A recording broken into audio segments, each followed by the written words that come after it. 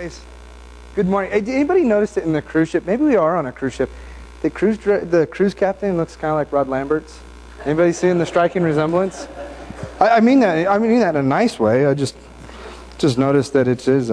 Anyways, you guys, a lot of you have seen that video before. We're going to try to show that at least once every quarter to remind ourselves and everybody in the church that we're trying to be a battleship for Christ. This isn't a cruise ship. If church is a hobby for you, you got a really sick mind, and we want to help you with that. This is not a very good hobby. I can think of a lot of better things to do on Sunday morning than have a hobby like this. This is a battleship. We're workers for Christ, and we're trying to keep that in the forefront of our minds. Continue with the battleship theme, and out of Acts. If you got your Bibles, open up to Acts 27. We'll be looking at Acts 27, verse 13 today. Acts 27, starting in verse 13, we'll go through 26. Now when the south wind blew gently, supposing that they had obtained their purpose, they weighed anchor and sailed along Crete, close to the shore. But soon a tempestuous wind called the nor'easter struck down from the land. And when the ship was caught, it could not face the wind. We gave way to it and were driven along, running under the lee of a small island called Cauda, I'm going to guess. We managed with difficulty to secure the ship's boat. After hoisting it up, they used supports to underdig the ship, to undergird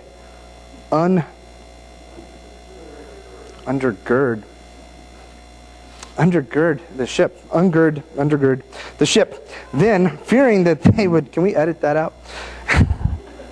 Then, fearing that they would run aground on the Citrus, they lowered the gear, and thus they were driven along. Since we were violently storm-tossed, they began the next day to jettison the cargo. And on the third day, they threw the ship's tackle overboard with their own hands.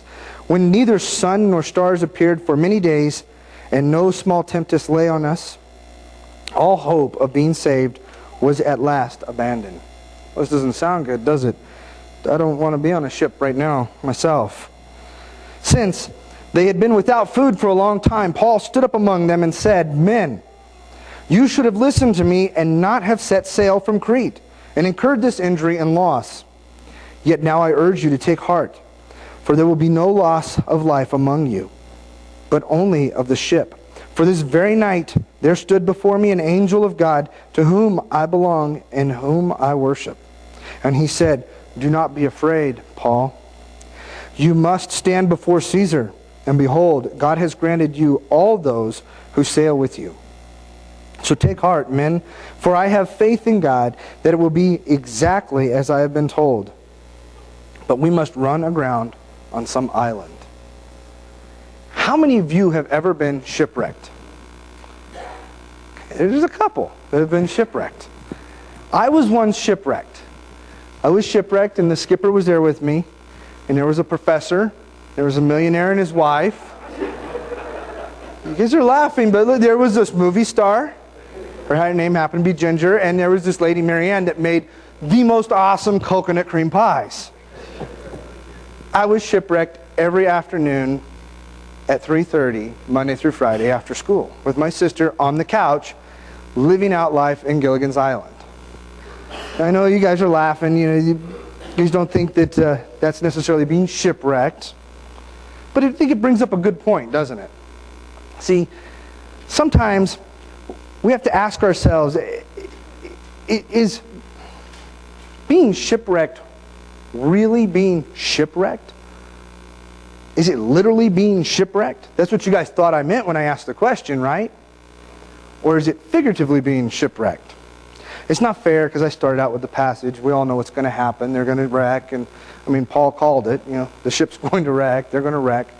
We know that's what's going to happen in the next couple of passages. But so I kind of set you guys up there. But it stresses something about reality.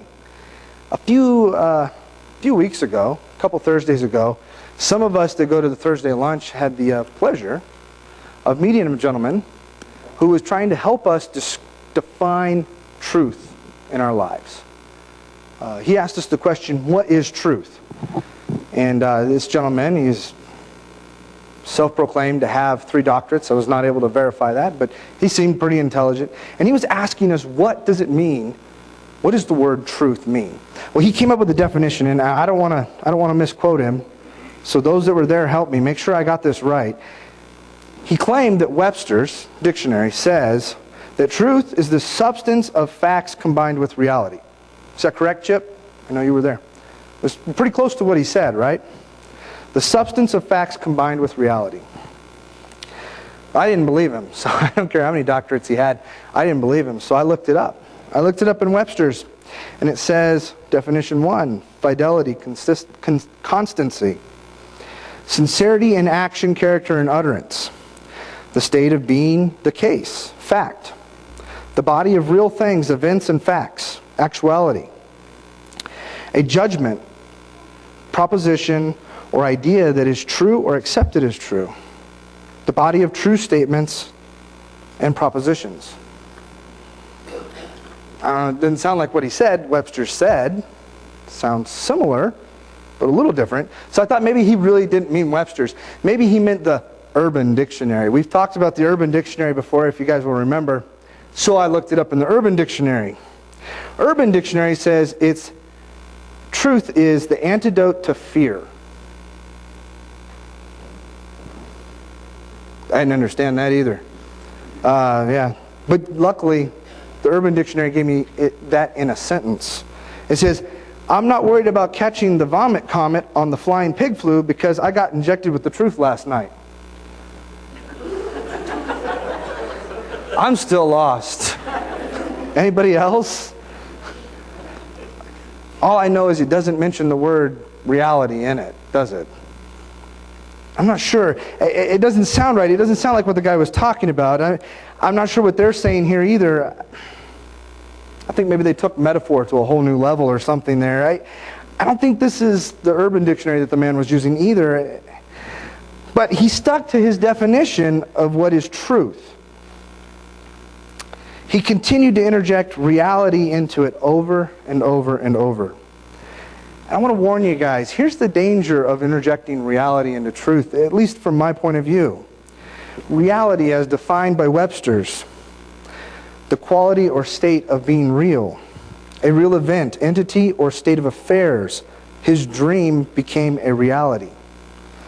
The totality of real things and events. One problem. See, reality, while it's a very real thing that is in front of us, it's tangible in a lot of ways, is only understood through our own interpretation of what is in front of us and what is happening around us. I'll give you an example. I've been reading this book called The Happiness Advantage. I always forget that last word. Happiness Advantage. It's not a spiritual book, but it is a really good book about human psychology.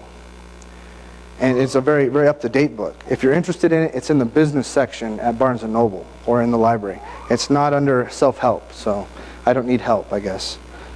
But anyways, he talks about how reality is shaped by the circumstances that are around us.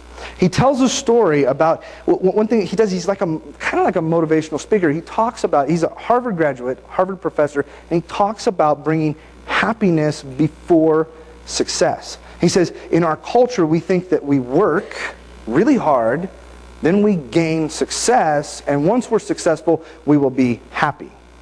He says it's a backwards philosophy. He says if we will find happiness with where we are at, we will find success in everything we do.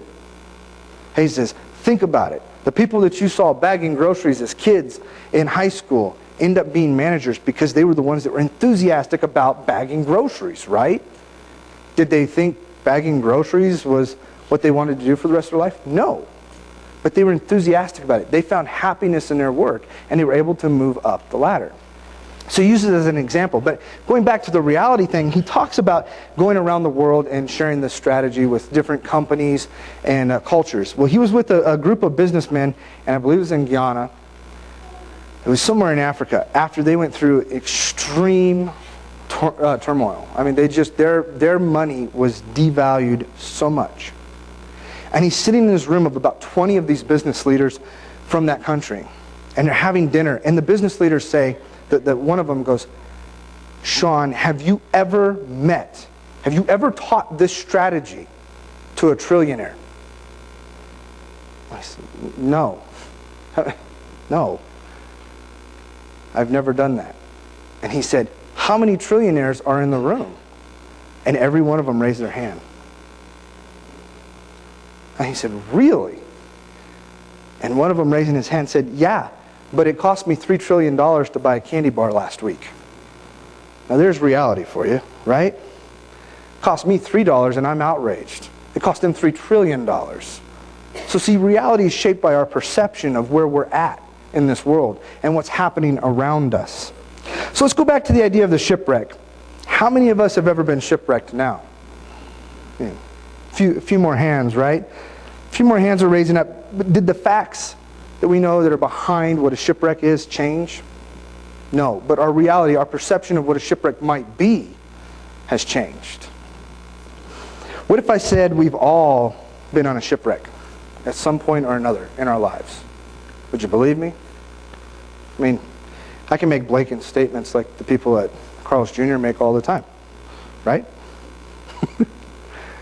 We've all been on a shipwreck. What if I said that at some point in your life you were on a shipwreck? What was your life like before you found Jesus Christ? Would you describe that as a shipwreck? Some people might describe that as a shipwreck. Some people might say, I was living a life that was bound for one thing and one thing only, and that was a wreck. Maybe you haven't found Jesus in your life yet. That's okay. I can tell you one thing I do know. You're on a voyage. We call it life, and it's going to wreck. We talked about that in class too, didn't we? Everybody does one thing, and what is that? Die. We're all bound to wreck. See, but if you're on that voyage without Jesus, you're running into some scary waters. See, I'm okay on the voyage. Sometimes I don't want Jesus to have the wheel. I think I can do a better job piloting the boat than he can. But see, as Jesus is my captain, I'm safe, right? Because when I get into the troubled waters, I can let him pilot the ship. Because see, when Jesus goes through the troubled waters, guess what? He's already been there. He already knows the way through. And eventually, when I get to that shipwreck of death, guess what? He knows how to get to the other side. He knows the secret. He knows the mystery of life, and he knows how to get through it.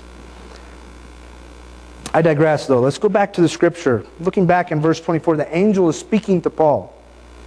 And he said, don't be afraid, Paul. You must stand before Caesar. And behold, God has granted you all those who sail with you. So take heart, men, for I have faith in God, that it will be exactly as I have been told. But we must run aground on some island. Dude, I'd say Paul's crazy. How about you? If I'm on that boat, we're throwing Paul overboard. He's gone wacky. He's seeing people in the middle of the night. He's talking about we have to shipwreck. No. How many of you have ever been on a boat out in the ocean? How many of you want that boat to shipwreck because somebody on the boat says it's going to wreck? No. You're nuts. You're crazy, man. Let's just put it in perspective for a second, right? And these guys got to be looking at Paul like, was this really worth bringing him? I mean, I know we got to get him to Rome, but couldn't somebody else have ferried him? Maybe we should have listened to him, you know? But Paul's speaking very literally to his companions, isn't he? He's telling them exactly what's going to happen. Because in the next couple verses, we know they're going to run aground. The ship's going to fall apart, and everybody is going to make it to shore okay. He's speaking very, very literally to them. But what if he's speaking to us in metaphor? Maybe he's speaking to us in metaphor and didn't even know it. I'm sure he didn't know us. So maybe he's using metaphor and didn't even realize it. What if he's telling us, it's okay, don't be afraid. When you hit those troubled waters, don't be afraid. It's okay. They're going to happen. And ultimately, we're going to wreck the ship. But it's okay. It's okay when it runs aground. It runs up on a reef. It's okay. Because you're not alone. There's people on the boat around us. We have friends around us. And that's when we let go of the helm. And we go, wow, Jesus, I didn't see that one coming. And he says, it's okay. I did. And I know how to get us off of it. And we let God step back in.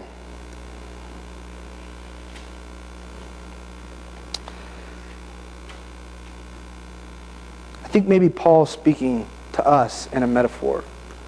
I think he speaks to this church today in a metaphor. There's others sailing with him. There's a room full of people here. It's going to be okay. We don't have to be afraid. We know that. But you are going to run aground. I think maybe in some ways we've done that. Have faith and follow what's true, he says. As we travel through life on this battleship, we're going to face troubles. It's a battleship, guys. It's not a cruise ship.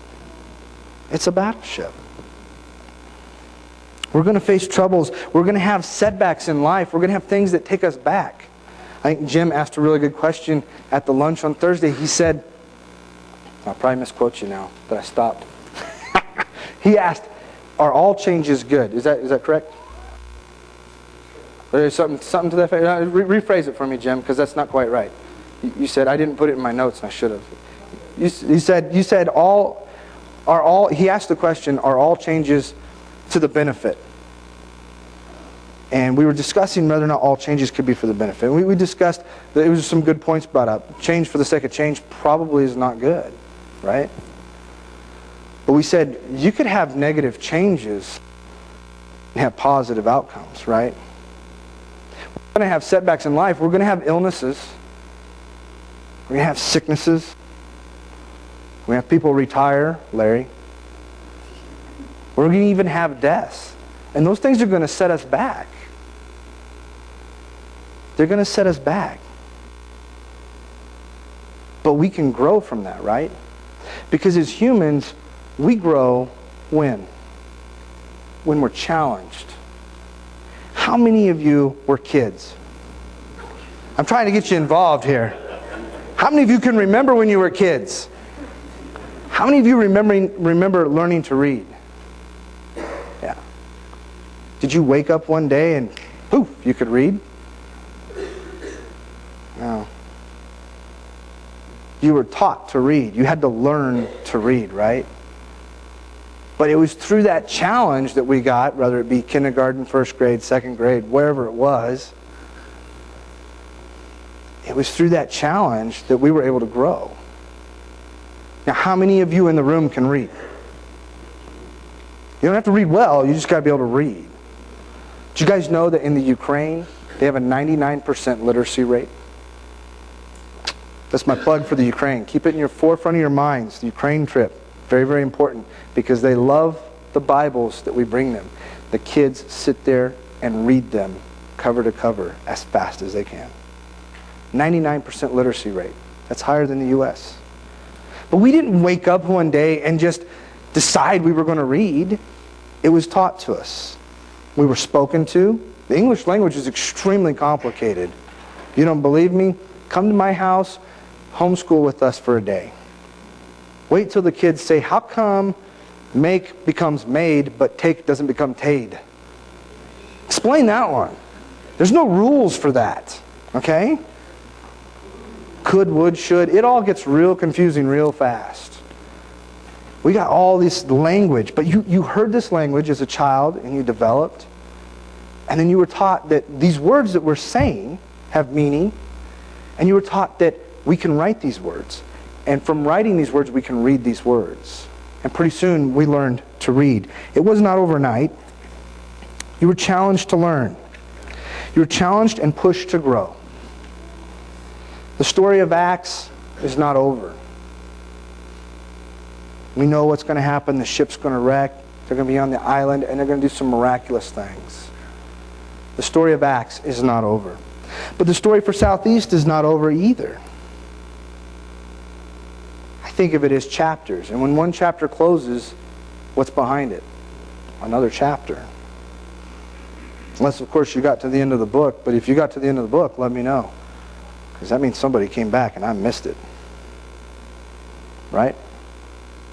It's just the closing of a chapter. We've hit a reef here at Southeast. I'll be the first to say it. Larry announcing his retirement last week maybe caught some of you off guard. It did me. It probably was not what any of us wanted, but it is what's necessary for Larry and Sheila. It's necessary for what they've been called by God to do. And it's a setback for some of us. But it's okay because we know who the captain of the vessel is. And we know how he knows how to get it off the reef. We know who we put in charge. We know what his destination is, and we know what his plan is. We know who's in charge of our vessel. It is the true God. It is the I am that I am. It is the way. It is the light. And oh yeah, he's the one that calls himself the truth. He's the one that has been there. He's gone through the waters of death and defeated it. Can he move this vessel off of this reef? Absolutely. Not a problem. Can he move your vessel off of your reef? Absolutely. Not a problem. All we have to do is give him the chance to come in and be the captain of the ship. We trust in him, and he will put us back on the course that is closer to him. The one that is closer to his plan and closer to his Father than we can even imagine. Because ultimately, God wants us back on his course.